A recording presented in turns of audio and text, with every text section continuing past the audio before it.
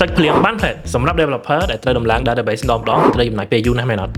មាន Managed Cloud Database របស់ DB Cloud លោកអ្នកនឹងលែងមានកង្វល់ទៅលើរឿងនេះទៀតហើយថ្ងៃនេះខ្ញុំនឹងប្រាប់ពីចំណុចសំខាន់ទាំង5របស់ Managed Cloud Database ទី1ការ backup ដោយស្វ័យប្រវត្តិនៅពេលដែលលោកអ្នកដំឡើង database ដោយខ្លួនឯងលោកអ្នកប្រឈមមុខទៅនឹងការបាត់បង់ទិន្នន័យប្រសិនបើមិនចង់ជួបបញ្ហានេះលោកអ្នកអាចងាកមកប្រើសេវាកម្ម Managed Cloud Database របស់ DB Cloud បានទី2អត្រាដំណើរការខ្ពស់ជាមួយអត្រាដំណើរការរហូតដល់ 99.98% លោកអ្នកអាចចូលប្រើប្រាស់ទិន្នន័យបានគ្រប់ពេលវេលា